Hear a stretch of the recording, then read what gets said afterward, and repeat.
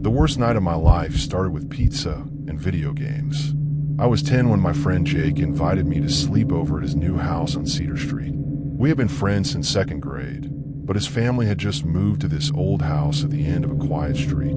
The house looked really old, with white paint that was starting to peel off like old skin. My mom says the house is over 100 years old. Jake told me as we walked up the creaky front steps. But it's cool inside. You'll see. Jake's mom, Mrs. Peterson, was really nice. She made us pepperoni pizza and let us drink as much soda as we wanted. His dad was working late at the office, so it was just the three of us for dinner. Boys, I need to run to the store really quick, Mrs. Peterson said after we finished eating. I forgot about milk for tomorrow's breakfast. Jake, you know the rules. No going outside, and stay upstairs in your room. I'll be back in 20 minutes. We nodded and ran upstairs to Jake's room. It was a big room with 2 windows that looked out of the backyard. Jake had set up his gaming system, and we started playing our favorite racing game. That's when we heard it for the first time. It was coming from somewhere in the walls. We both stopped playing and looked around. What was that? I asked. Jake shrugged. Probably just the old house making noise. My mom says old houses do that. We went back to playing, but the sound came again. This time it was louder and seemed to move along the wall behind Jake's bed. Okay, that's weird, Jake said, turning down the volume on the TV. We sat there listening. The tapping stopped for a minute, then started again. But now it sounded like it was coming from inside the wall right next to us. Maybe it's a mouse, I said, trying to sound brave. That's a really big mouse, Jake whispered. The tapping changed. Now it sounded like someone was knocking on the wall from the inside. 3 slow knocks, then nothing. Then 3 more knocks. We both stared at the wall. The knocking was definitely coming from inside it, like someone was trapped in there. Should we tell your mom when she gets back? I asked. Before Jake could answer, we heard something else. It sounded like someone was moving around inside the wall. Not like a mouse or a rat, like a person crawling. Jake, I said, my voice shaking. I think we should go downstairs. But Jake was staring at something on the wall. Look, he whispered, pointing. There was a small crack in the wall near his bed. The crack was moving, getting longer and wider as we watched. We need to get out of here, I said, standing up. That's when we heard the voice. It was quiet and scratchy, like someone who hadn't talked in a long time, and it was coming from inside the wall. Help me, the voice said. Please help me. We both screamed and ran for the door, but the door wouldn't open. The handle turned, but the door felt like something was holding it shut from the other side. The voice came again, louder this time. I've been stuck in here so long. Please let me out. The crack in the wall was getting bigger. We could see something dark moving behind it. The window, Jake shouted. We ran to the window and looked out. It was only the 2nd floor, but there was a tree right outside with branches close to the window. I'm gonna get help, I said, opening the window. Don't leave me here. Jake grabbed my arm. Come with me then. We climbed out the window and onto the tree branch. It was scary, but we made it down to the ground safely. We ran to the front of the house, just as Mrs. Peterson was pulling into the driveway. Mom, Jake shouted, running to her car. There's someone in my wall. Mrs. Peterson looked confused. What are you talking about? And why were you outside? We told her everything. The tapping, the knocking, the voice asking for help. She listened with a worried look on her face. Boys, I think you just scared yourselves. Old houses make lots of strange sounds. But she went inside with us to check Jake's room. When we got upstairs, the door opened easily. The crack in the wall was gone. Everything looked normal. See, Mrs. Peterson said, nothing here. You boys just have good imaginations. She tucked us into our sleeping bags and turned off the lights. No more scary stories. Okay, try to get some sleep. But I couldn't sleep. I kept staring at the wall where the crack had been. Jake was lying very still, but I could tell he was awake too. Around midnight, I heard him whisper my name. Yeah, I have to tell you something, he said quietly. When we moved in last month, I found some old newspapers in the basement. One of them had a story about this house. What kind of story? About a man who lived here a long time ago. He had a son who got sick and died. The man was so sad that he built a secret room in the walls to hide from everyone. The newspaper said he was never found. I felt cold all over. You think he's still in there? I don't know, but I think he's been trying to talk to someone for a really long time. We lay there in the dark, listening. The house was quiet now, but somehow that felt even scarier. The next morning, Mrs. Peterson made us pancakes and drove me home. Jake and I didn't talk much in the car. A week later, Jake's family moved again. He told me his mom said they found a better house across town, but I think they moved because of what happened that night. I never slept over at anyone's house again. Some things are better left alone, especially in old houses with secrets in the walls. Sometimes I still wonder if that man is still in there, tapping on the walls, waiting for someone to hear him. And sometimes, late at night, I'm glad I'll never know. I still check my phone every night at exactly 12:30 a.m., even though it's been 3 years since that sleepover at my friend Tyler's house. Some habits are hard to break, especially when they're born from fear. My name is Jordan, and I'm going to tell you about the night that changed how I think about sleepovers forever. I was 12 years old, and it was the first weekend of November. The leaves were falling, and there was that crisp smell in the air that made everything feel like Halloween was still happening. Tyler had invited me and our friend Marcus to spend the night at his house. Tyler lived in a small neighborhood where all the houses looked almost the same, except his had a big picture window in the front room that faced the street. His parents were really nice, and his mom made us hot chocolate before bed. "You boys need to get some sleep," Tyler's mom said around 10 o'clock. "Don't stay up too late talking." Tyler's dad was working a night shift at the hospital, so it was just us, Tyler's mom, and his little sister Emma, who was already asleep upstairs. Tyler's mom went to bed around 10:30, and we were supposed to be quiet after that. We had our sleeping bags spread out in the living room, right near that big window. Tyler had wanted to sleep there because he said we could see the stars better. The curtains were open, and we could see the whole street outside. "This is going to be awesome," Tyler said, pulling out his phone. "I brought some scary games we can play." Marcus wasn't sure. "What if your mom hears us?" "She's a deep sleeper," Tyler said. "We'll be fine." We started with some normal games like 20 questions and Would You Rather. But then Tyler suggested we play something called Truth or Dare by Text. The rules were simple. We would each put our phones on silent, and we'd text each other dares or truth questions. That way we could play without making noise. "That's actually pretty smart," I said. We played for about an hour. The dares were silly things like hop on one foot for 30 seconds, or eat a spoonful of mustard. The truth questions were about crushes and embarrassing moments. We were having fun, and I was starting to get sleepy. That's when my phone buzzed with a text message. I looked at the screen. It was from a number I didn't recognize. The message said, "I can see you playing in there." I felt my stomach drop. "Guys," I whispered, "look at this." I showed them the message. Marcus's eyes got wide. "Who sent that?" "I don't know," I said. "It's not a number I've ever seen." Tyler looked at the window. The curtains were still open, and we could see the street outside. There were a few streetlights, but most of the area was dark. "Maybe it's just someone playing a prank," Tyler said, but his voice sounded nervous. Then Marcus's phone buzzed. He looked at it, and his face went pale. "I got one too." It says, "The boy in the red pajamas looks scared." Marcus was wearing red pajamas. We all looked at each other, then at the window. Someone was definitely watching us from outside. "We need to close the curtains," I said. Tyler got up and quickly pulled the curtains shut. "There, now they can't see us." But then my phone buzzed again. This time the message said, "Closing the curtains won't help. I know you're still there." "This is really freaking me out," Marcus said. Tyler's phone buzzed next. His message was the worst one yet. "Your mom is sleeping upstairs. Your sister too. They have no idea I'm here." That's when we knew we had to do something. This wasn't just someone playing a prank from far away. This person was close enough to see our pajamas and know about Tyler's family. "We have to tell your mom," I said. "But what if we're wrong?" Tyler asked. "What if it's just some kid from school messing with us?"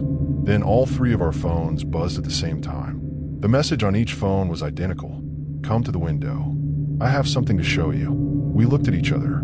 None of us wanted to go to the window, but we were also curious. What if it really was just a prank? What if we were being scared for no reason? "We'll just peek," Tyler said. "Real quick." We crept over to the window. Tyler slowly pulled back a tiny corner of the curtain. At first, we couldn't see anything. The street looked empty. Then a bright light flashed from across the street. Someone was standing between two parked cars, holding a flashlight.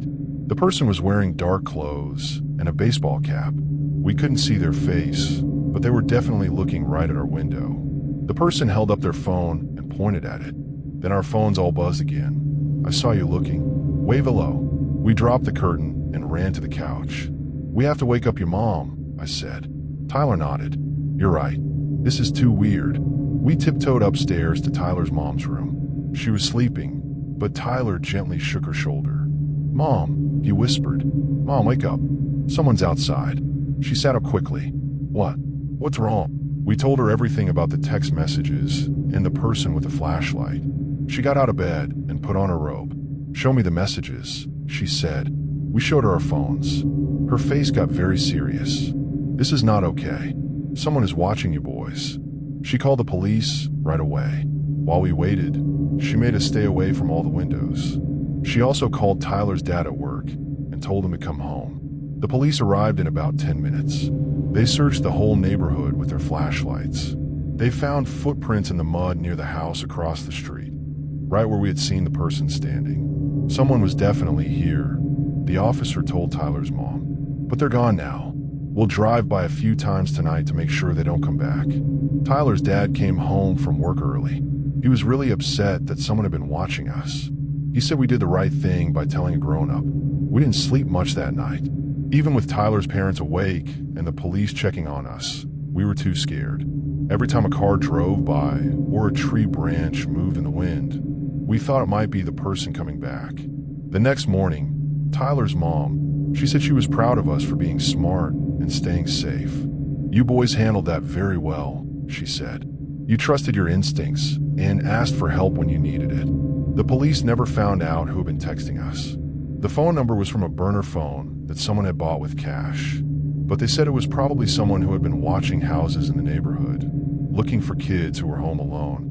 I never spent the night at Tyler's house again, not because I didn't trust his family, but because I couldn't stop thinking about that person standing in the dark, watching us through the window.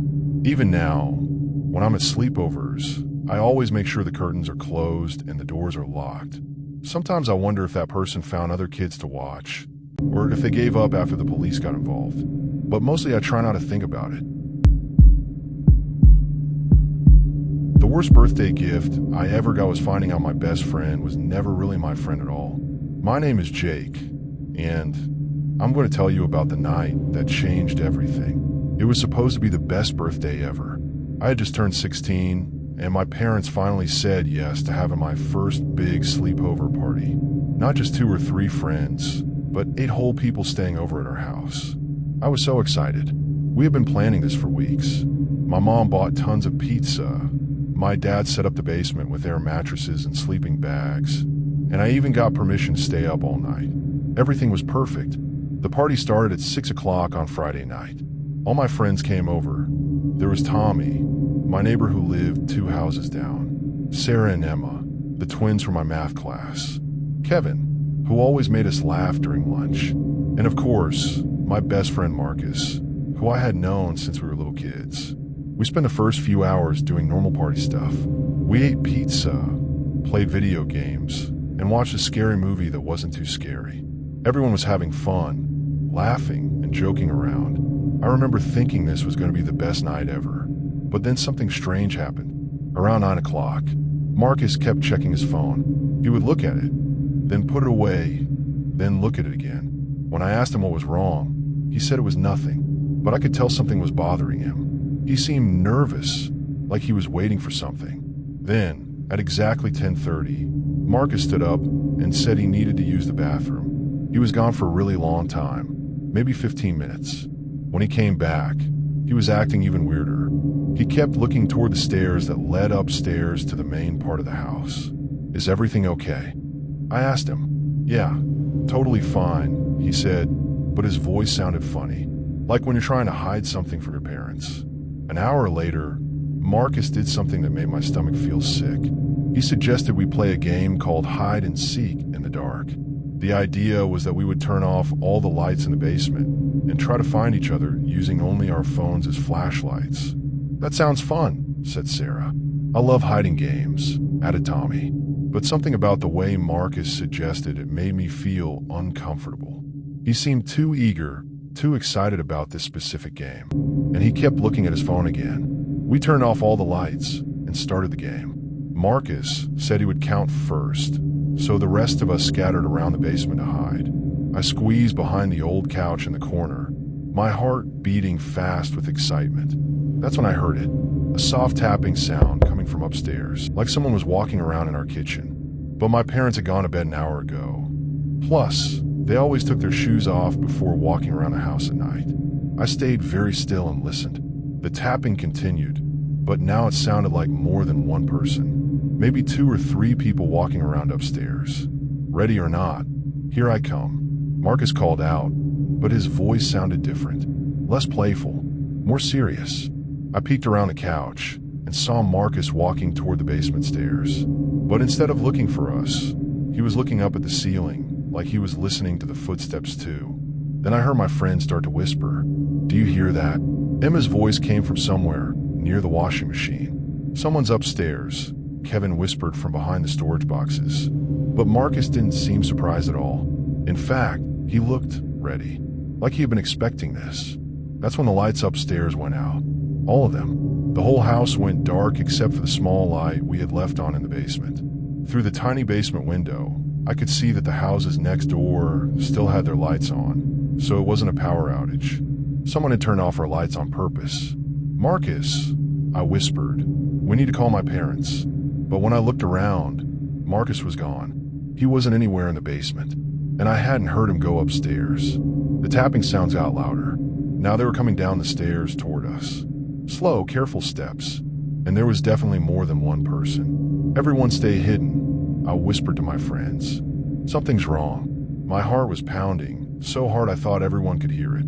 I reached for my phone to call my mom and dad, but my hand was shaking so badly I could barely hold it. That's when I heard Marcus's voice, but he wasn't in the basement with us anymore.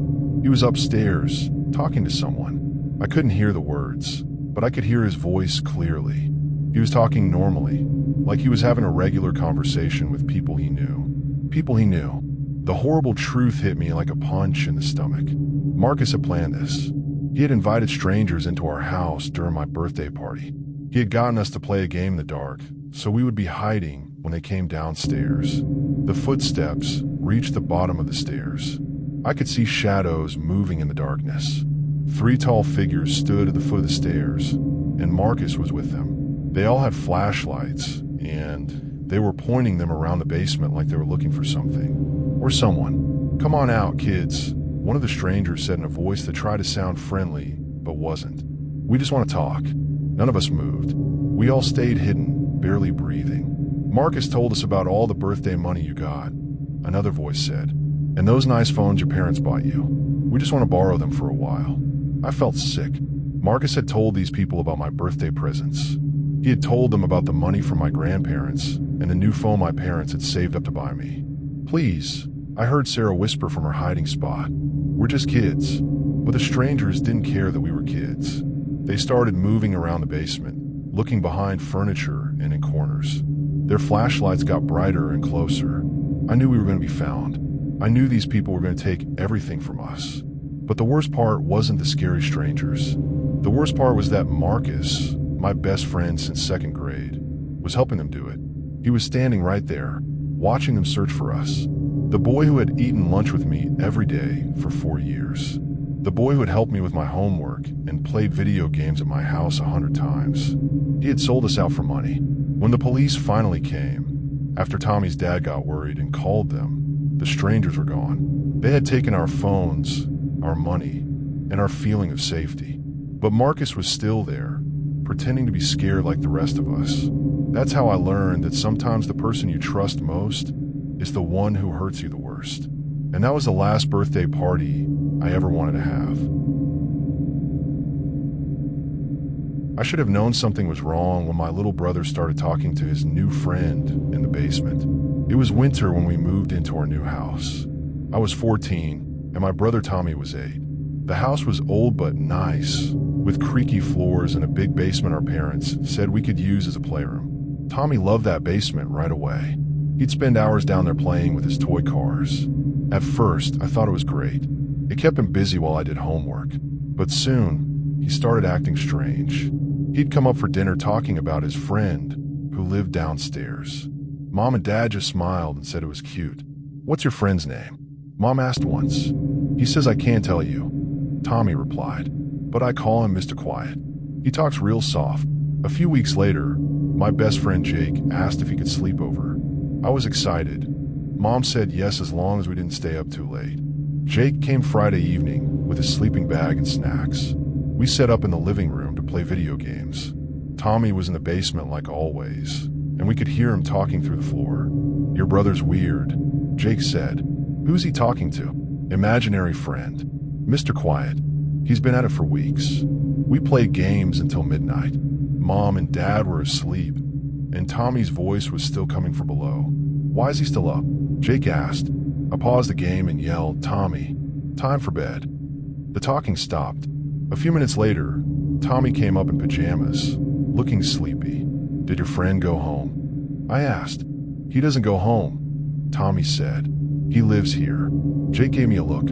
After Tommy went to bed, he asked, "What did he mean by that?" I shrugged. "Kids say weird stuff." We stayed up till 2 a.m., then settled in our sleeping bags. That's when we heard footsteps in the basement. "Is it your brother?" Jake whispered.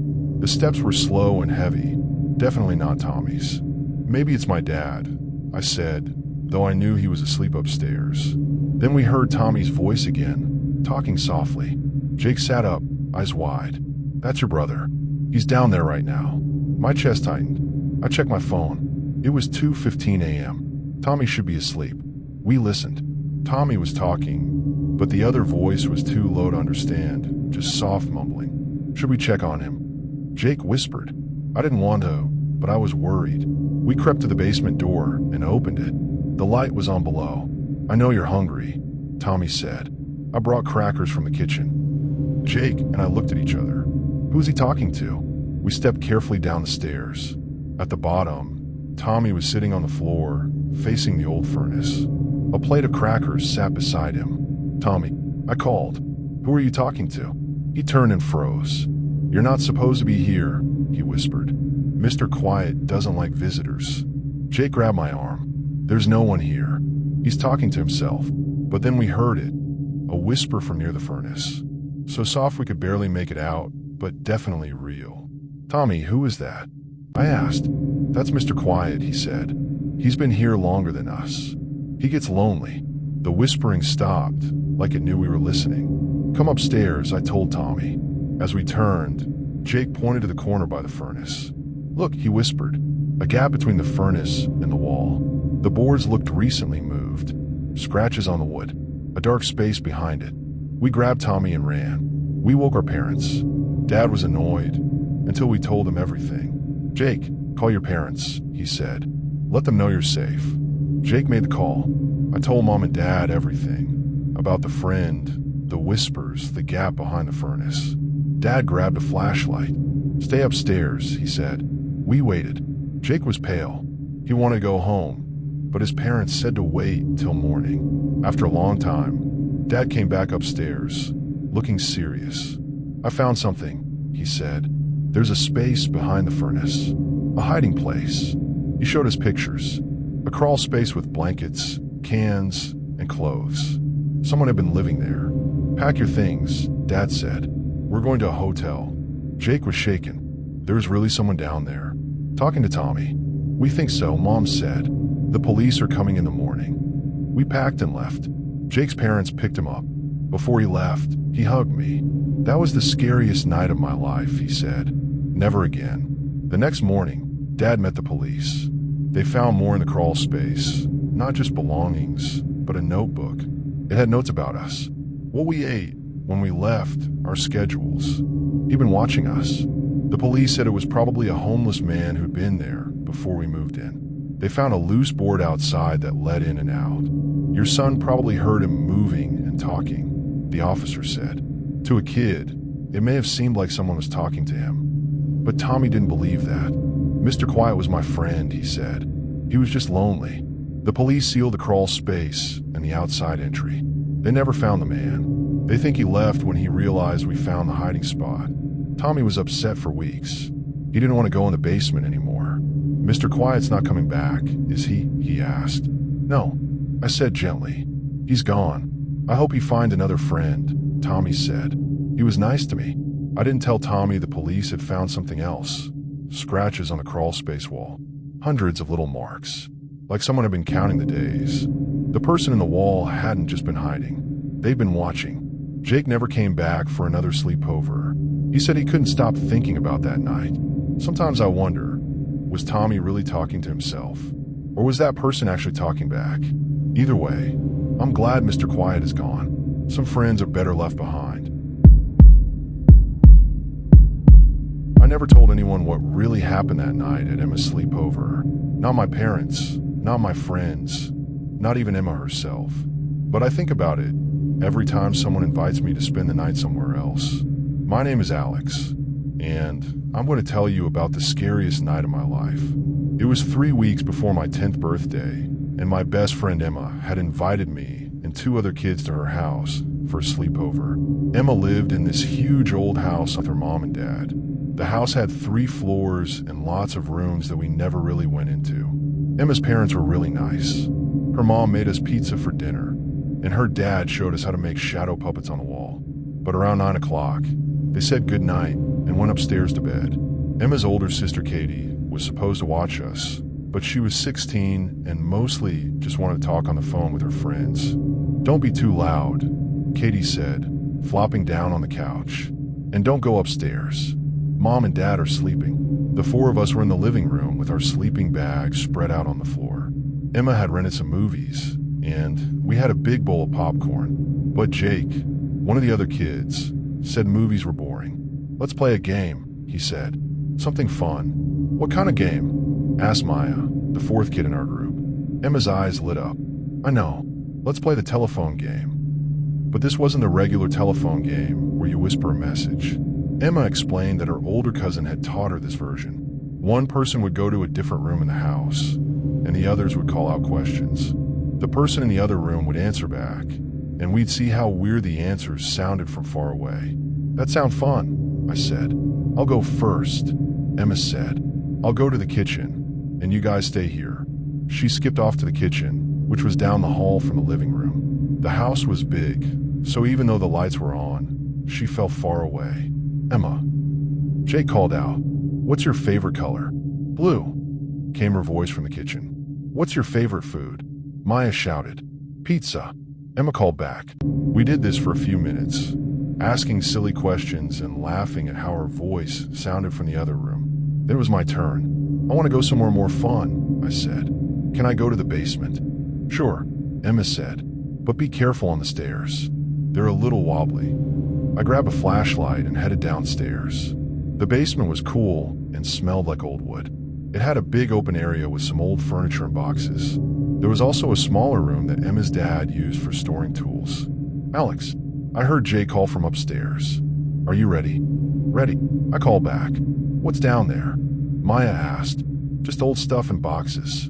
I shouted. We played for about 5 minutes. I was having fun, and my voice was getting hoarse from yelling. Then Jake asked, what do you want to be when you grow up? A teacher. I called back, but then I heard something that made my blood turn cold. From upstairs, I heard my own voice answer.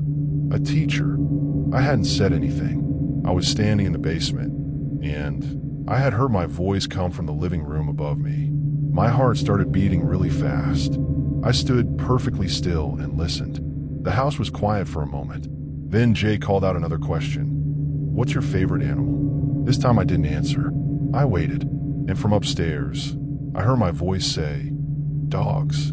Someone was pretending to be me. Someone was in the living room with my friends, answering questions in my voice. I ran to the bottom of the stairs and listened carefully. I could hear talking upstairs, but it sounded normal. My friends were still playing the game, and they didn't seem scared or worried. I crept up the stairs as quietly as I could. The wooden steps creaked a little, but I tried to step on the edges where they were less noisy. When I got to the top, I could see the living room from the hallway. Emma, Jake, and Maya were sitting on the floor, facing away from me. They were looking toward the kitchen, where they thought I was. But I could see that the kitchen was empty. "Alex," Emma called out. "Are you still there?" "I'm here," came my voice from somewhere in the house. But it wasn't coming from the kitchen. It was coming from upstairs. The voice sounded exactly like mine, but I was standing in the hallway. Someone else was answering for me, and they were somewhere on the second floor. I felt sick to my stomach. I wanted to run to my friends and tell them what was happening, but I was too scared. What if the person upstairs heard me? What if they came down? "One more question," Jake said. "Then it's my turn to hide." "What's your biggest fear?"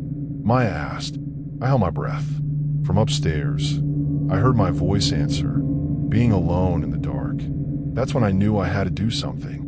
That was the right answer. It really was my biggest fear. But how could someone else know that? How could they sound exactly like me? I tiptoed back to the living room and whispered urgently to my friends, "Guys, we need to leave. Now." They all turned around and stared at me. Emma's face went white. But you were just..." She stammered. "That wasn't me," I said. "Someone else is in the house." Jake jumped up. "That's impossible. We heard you talking. Someone is upstairs pretending to be me," I said. "We need to get Katie and call the police." Maya started crying. Emma ran to the couch where her sister was still talking on the phone. "Katie," Emma shook her sister's arm. "Something's wrong. There's someone in the house." Katie looked annoyed at first, but when she saw our faces, she hung up the phone. "What are you talking about?" We told her everything as fast as we could. Katie's face got serious, and she grabbed her phone. "Everyone stay together," she said.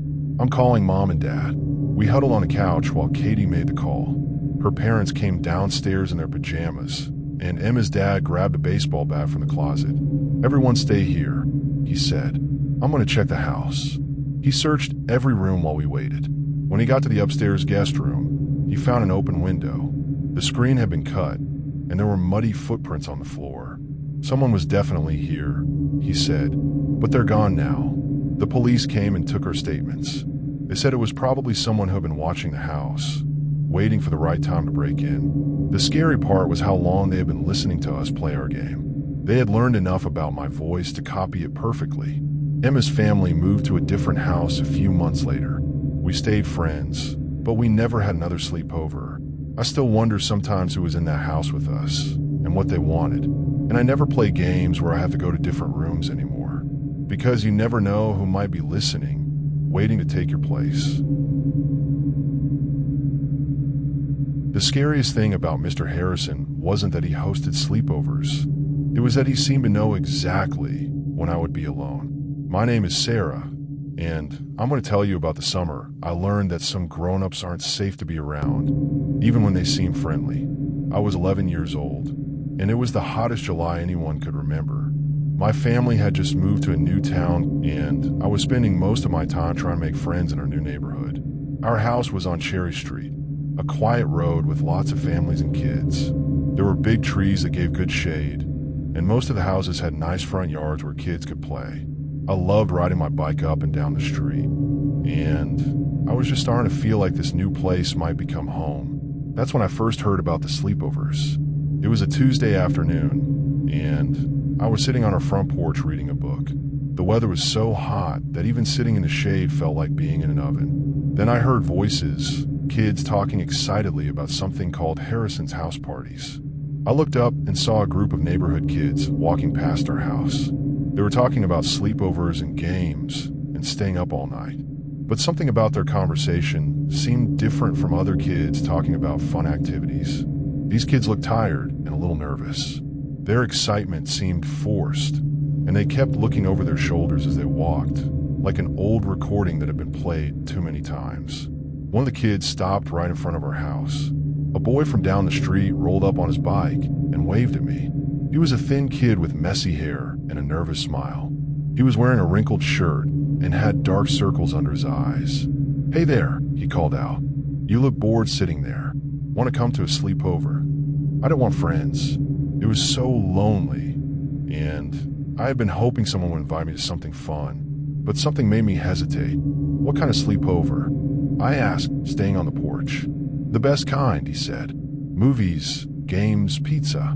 What's your favorite activity? I like the ones with lots of other kids, I said. Oh, there are always lots of kids. Come take a look at the house. But instead of getting up, I said, can you tell me more? My mom says I'm not supposed to go places without asking. The boy's smile got a little smaller.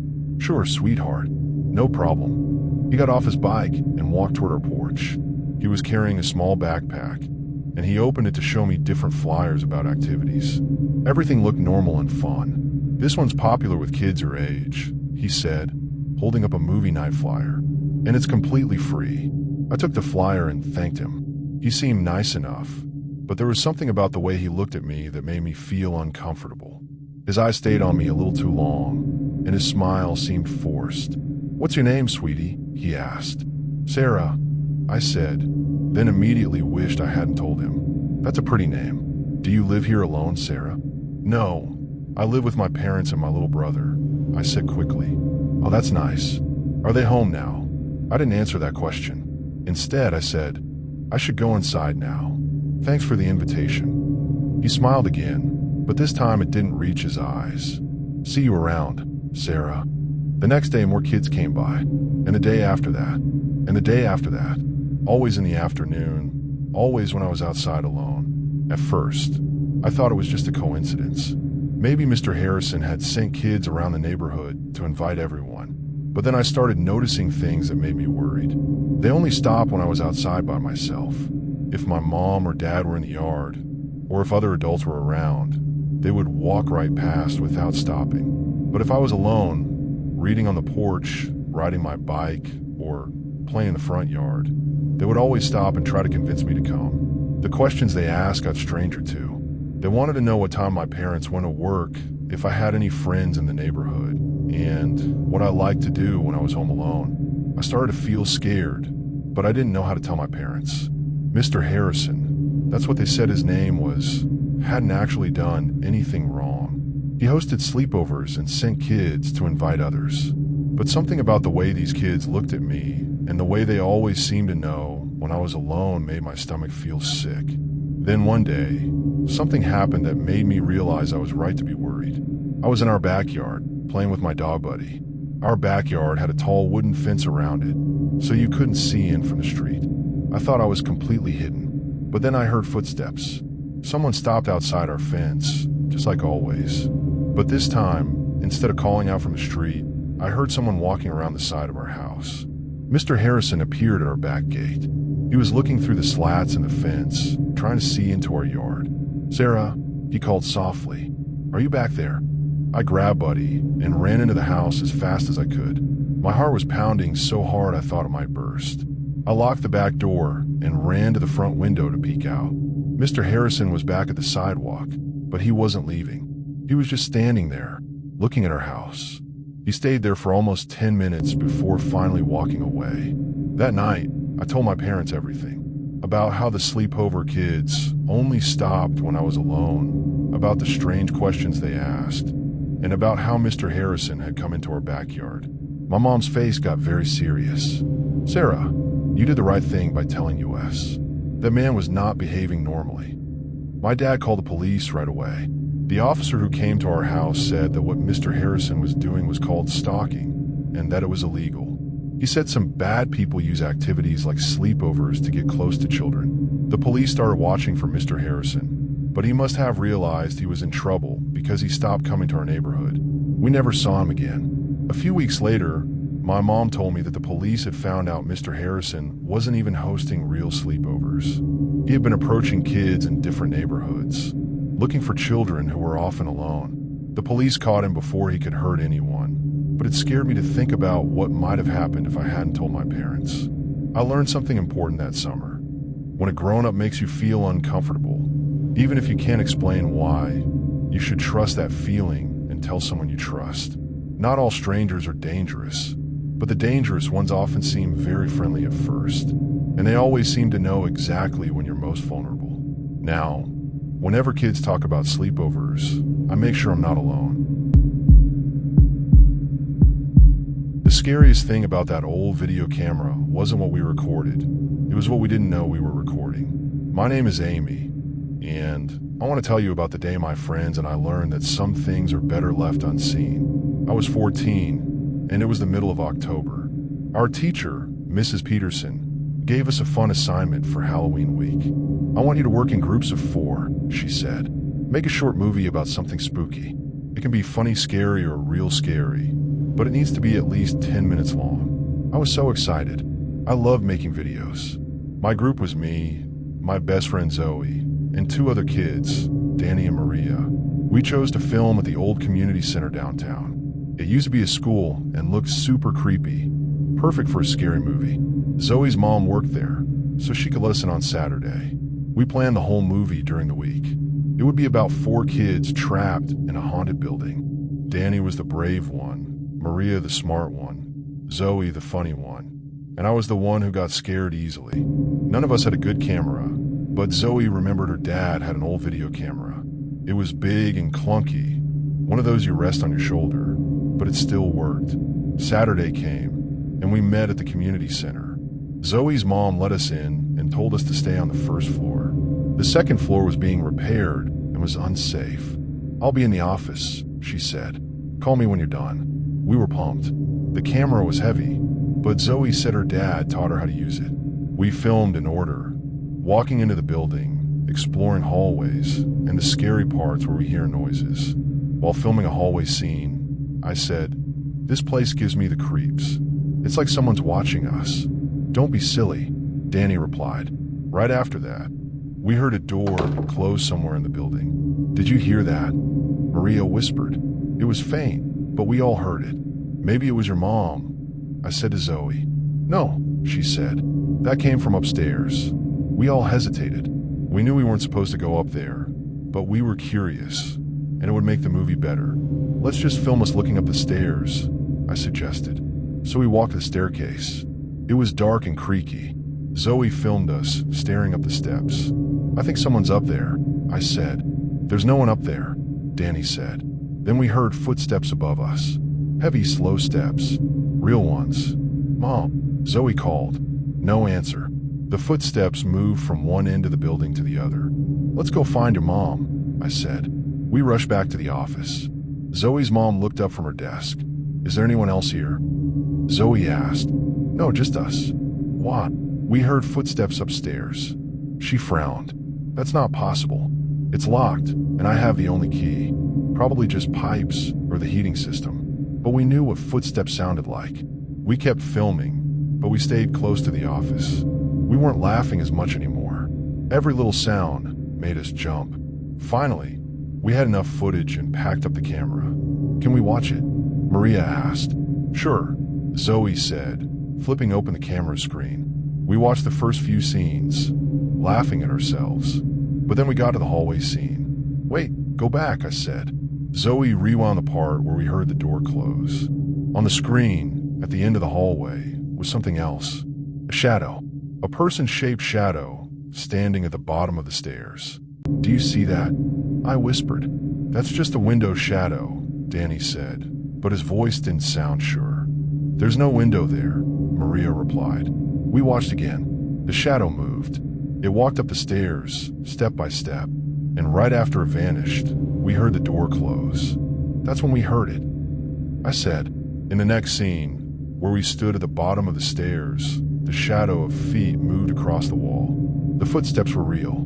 But on Monday, when we showed the movie to Mrs. Peterson, the shadow was gone. Completely. "Did you edit it?" I asked Zoe. "I don't even know how to edit videos," she said. "We never figured it out. Maybe it was a trick of the light. Maybe it was just our imagination. But I remember what I saw on that screen. Someone else was in the building with us. Someone who didn't want to be seen. We got an A on the project, but I've never made another scary movie again. Some things are better left alone." The strangest thing about Tommy's paintings wasn't how good they were. It was how they seemed to know things that hadn't happened yet. My name is Lisa, and I'm going to tell you about the day I learned that some kids see things differently than the rest of us. I was 12 years old, and it was my first week at a new school called Riverside Elementary. My family had just moved to town, and I was nervous about making friends. That's when I met Tommy Chun. He was in my 6th grade class, and he was the quietest kid I'd ever seen. While other kids played at recess, Tommy would sit alone and draw in a small notebook. He always had pencils and colored markers with him, and he never talked to anyone unless a teacher asked him a question. The other kids thought Tommy was weird. They would whisper about how he never smiled and how he drew scary pictures all the time. But I felt sorry for him. I knew what it was like to be the outsider. One day during lunch, I decided to sit next to Tommy. He was drawing a picture of a big, dark house with broken windows. It looked spooky, but it was also really good. "That's an amazing drawing," I said. Tommy looked up at me with big, dark eyes. He seemed surprised that someone was talking to him. "Thanks," he said quietly. "I like to draw houses. Have you ever taken art classes?" I asked. "No, but I want to. My mom says maybe next year." That's when I got an idea. My mom teaches art classes at the community center on Saturdays. "You should come. She's really nice, and she teaches kids our age." Tommy's eyes got brighter. "Really? Do you think she would let me join?" "Of course. I'll ask her tonight." The next Saturday, Tommy came to my mom's art class. There were about 8 kids there, all different ages. My mom, Mrs. Rodriguez, was excited to have a new student. "Welcome, Tommy," she said with a big smile. "Lisa told me you like to draw. That's wonderful." She set up a place for Tommy at one of the tables and gave him some paints, brushes, and a big piece of white paper. "Today we're going to paint whatever makes us happy," she said. All the other kids started painting flowers, rainbows, and their pets. I painted a picture of our new house with my family, standing in front of it. But Tommy did something different. He painted a picture of our classroom at school. It looked exactly right. The green chalkboard, the rows of desks, even the poster of the solar system on the wall. But there was something strange about it. In Tommy's painting, all the desks were empty except for one, and the kid sitting at that desk was crying. "That's really good, Tommy," my mom said when she saw it. "You have a great memory for details." But I felt uncomfortable looking at it. Something about the crying kid bothered me. The next week, Tommy came to art class again. This time, he painted a picture of the school cafeteria. Just like before, it looked exactly right. But in his painting, there was a woman in a white coat standing by the lunch tables, and she looked very sad. "Who's that lady?" I asked Tommy. "I don't know," he said. "I just see her there sometimes." I looked at the painting more carefully. The woman had gray hair and was wearing a name tag, but I couldn't read what it said. On Monday at school, something strange happened. During lunch, one of the lunch ladies started crying. She just found out that her mom was very sick and had to go to the hospital. Mrs. Patterson had gray hair and was wearing a white coat, just like the woman in Tommy's painting. I felt a chill run down my back. How could Tommy have painted that before it happened? The next Saturday, Tommy painted another picture. This time it was the school playground. Everything looked normal, except there was a big tree that had fallen down right across the monkey bars. In the painting, there were kids standing around looking scared. "Tommy, that tree isn't down in real life," I said. "I know," he said, "but I had to paint it this way." "Why?" "Because that's how I see it in my head." I didn't understand what he meant, but I was starting to feel worried about Tommy's paintings. On Tuesday, we had a big storm. The wind was so strong that it knocked down the old oak tree on our playground. It fell right across the monkey bars, exactly like in Tommy's painting. Nobody got hurt, but the principal had to close the playground for a week while they cut up the tree. That Saturday, I watched Tommy very carefully during our class. He was painting a picture of the hallway outside our classroom. In the painting, there was water all over the floor, and the ceiling tiles were falling down. "Tommy, why do you always paint things that look scary or sad?" I asked. He stopped painting and looked at me. "I don't mean to," he said. "I just paint what I see in my dreams." "You dream about school?" "Every night. I dream about things that are going to happen." I felt scared, but I also felt sorry for Tommy. It must be frightening to dream about bad things happening all the time. "Have you told anyone about this?" I asked. I told my mom, but she said I just have a good imagination. The next week, there was a problem with the water pipes at school. They burst during the night, and when we got to school on Monday, the hallway outside our classroom was flooded. The ceiling tiles were soggy and falling down, just like in Tommy's painting. I knew I had to tell my mom about this. That night, I explained everything to her about Tommy's paintings and how they seemed to show things before they happened. My mom listened carefully and didn't laugh or say I was being silly. "That's very interesting, Lisa," she said. "Some people are more sensitive to things than others. Tommy might be able to sense when something is going to happen. Is that normal?" I asked. "It's not common, but it's not impossible. Some kids are just more aware of the world around them." The next Saturday, I asked Tommy if he wanted to try painting something happy instead of scary things. "I want to," he said, "but I can only paint what I see in my dreams." "Well, what if you try to have happy dreams?" Tommy thought about this. "Maybe I could try thinking about good things before I go to sleep." That day, Tommy painted a picture of kids playing in the snow. It was winter, but there hadn't been any snow yet. In his painting, everyone was smiling and building snowmen. "This looks fun," I said. "It felt good to paint something happy," Tommy said. 2 days later, it snowed for the first time that year. We got to go outside during recess and play in the snow, just like in Tommy's painting. I realized that Tommy wasn't scary or weird. He was just different.